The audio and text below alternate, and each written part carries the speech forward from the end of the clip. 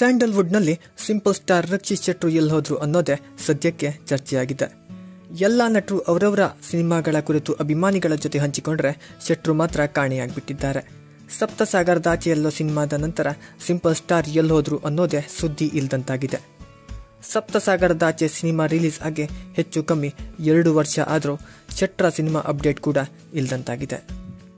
ಈ ಹಿಂದೆ ಹೊಂಬಾಳೆ ಫಿಲ್ಮ್ಸ್ ನಿರ್ಮಾಣದಲ್ಲಿ ರಿಚರ್ಡ್ ಆಂಟೋನಿ ಮೂಲಕ ಸಿಂಪಲ್ ಸ್ಟಾರ್ ಬರ್ತಾರೆ ಎನ್ನಲಾಗಿತ್ತು. ಆದರೆ ಟೈಟಲ್ ರಿವೀಲ್ ಮಾಡಿದ್ದು ಬಿಟ್ಟರೆ ಇಲ್ಲಿಯವರೆಗೆ ಸಿನಿಮಾ ತಂಡ ಯಾವುದೇ ಅಪ್ಡೇಟ್ ಕೊಟ್ಟಿರಲಿಲ್ಲ. ರಿಚರ್ಡ್ ಆಂಟೋನಿ ಟೈಟಲ್ನಲ್ಲಿ ಅಚ್ಯುತ್ ಕುಮಾರ್ ಅವರು ಯಾರು ಬೇಕಾದರೂ ಬರಲಿ, ಅವನೊಬ್ಬ ಬರೋದು ಬೇಡ ಅಂತಿದ್ರು.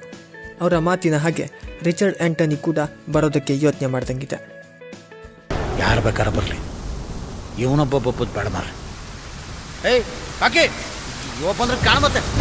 ರಕ್ಷಿತ್ ಶೆಟ್ರು ಇಷ್ಟು ಲೇಟ್ ಮಾಡ್ತಿರೋದು ನೋಡಿದ್ರೆ ಸಪ್ತಸಾಗರದಾಚೆಯಲ್ಲೋ ಸಿನಿಮಾದ ರೀತಿಯಲ್ಲೇ ರಿಚರ್ಡ್ ಆಂಟೋನಿಯನ್ನ ಕೂಡ ಪಾರ್ಟ್ 1 ಆ್ಯಂಡ್ ಪಾರ್ಟ್ 2 ಮೂಲಕ ಒಟ್ಟಿಗೆ ತರ್ತಾರ ಅನ್ನೋ ಪ್ರಶ್ನೆ ಕೂಡ ಬರ್ತಾ ಇದೆ. ಮೊನ್ನೆಯಷ್ಟೇ ಜೂನ್ 6ರಂದು ಬರ್ತ್ಡೇ ಆಚರಿಸಿಕೊಂಡಾಗ ಸಿನಿಮಾ ಕುರಿತು ಅಪ್ಡೇಟ್ ಕೊಡ್ತಾರೆ ಅಂತ ಅಭಿಮಾನಿಗಳು ಕಾದಿದ್ರು. ಆದರೆ ಸಿಂಪಲ್ ಸ್ಟಾರ್ ಯಾವುದೇ ಅಪ್ಡೇಟ್ ಕೊಟ್ಟಿರಲಿಲ್ಲ. ರಿಚರ್ಡ್ ಆಂಟೋನಿ ಜೊತೆಗೆ ಪುಣ್ಯಕೋಟಿ, ಮಿಡ್ವೇ ಟು ಮೋಕ್ಷ, ಕಿರಿಕ್ ಪಾರ್ಟಿ 2 ಹೀಗೆ ಸಾಲು ಸಿನಿಮಾಗಳು ಶೆಟ್ರ ಬತ್ತಳಿಕೆಯಲ್ಲೇ ಪೆಂಡಿಂಗ್ ಇದೆ. ಇಷ್ಟೊಂದು ಲೇಟ್ ಮಾಡೋದು ನೋಡಿದರೆ ಸಿಂಪಲ್ ಸ್ಟಾರ್ ಡೈರೆಕ್ಟರ್ ಕ್ಯಾಪ್ ತೊಟ್ಟು ಲೇಟ್ ಆದರೂ ಲೇಟೆಸ್ಟ್ ಆಗಿ ಬರ್ತಾರೆ ಅಂತ ಅಭಿಮಾನಿಗಳು ಕಾಯ್ತಿದ್ದಾರೆ.